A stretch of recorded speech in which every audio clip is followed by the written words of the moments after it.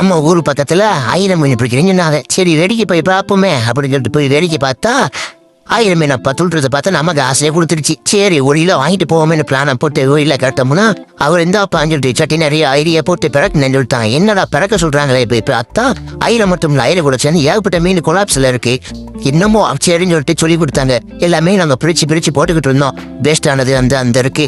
அதுக்கப்புறம் சரி இது முடிச்சுன்னு பார்த்தா ஆயிரம் இந்த அப்பா வேஸ்ட் ஆனதை போய் காய போடுங்கப்பா கருவாட்டுக்கு போகும் அப்படின்ட்டாங்க. என்னப்பா சொல்றீங்க சரின்னு சொல்லிட்டு சொன்னது மீற முடியலன்னு சொல்லிட்டு கருவாட்டு காய போட்டுக்கிட்டு இருந்தோம். போறோம் உயிரோட துள்ள பார்க்கவே பாவமா இருந்துச்சு. என்ன செய்ய சாப்பிடணும்ல பசிக்கும்ல அப்படின்னு ஆகி பூச்சிச்சே ரைட்டுன்ட்டு வீட்டுக்கு ஒளியில வாங்கிட்டு வந்தாச்சு. வீட்டுக்கு வாங்கிட்டு வந்த உடனே எங்க அம்மாவை கொடுத்தேன். எங்க அம்மா அந்த ரெடி பண்ணி தரண்டாக்கிடுச்சு.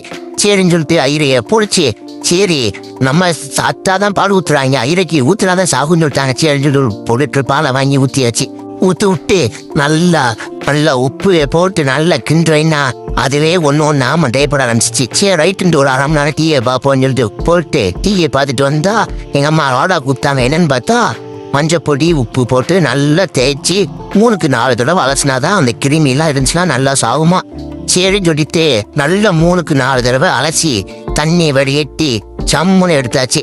எடுத்து முடிச்சுட்டு சரி ரைட்டு இப்படியே இருக்கட்டும் நீ குழம்பு வச்சதுக்கு அப்புறம் தான் இவ்வளோ விடுவாங்க பார்த்தா என் கூப்பிட்டு பார்த்துருக்கு. நான் வரவே இல்லை போல எனக்கு காது அளவு வைக்கல. எங்க அம்மா குழம்புக்குள்ள போட்டுருச்சு அதை எடுக்க முடியல.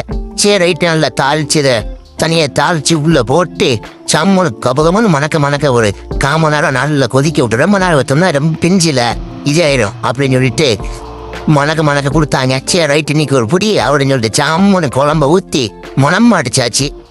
இதோட வேடிக்கை முடிஞ்சு. எங்கள் அம்மா வச்ச குழம்பு தான் எனக்கே சந்தேகமாகி போச்சு. அவ்வளோ சூப்பராக இருந்துச்சு. சரி ரைட்டு அடுத்த வீடியோவில் சந்திப்போம்.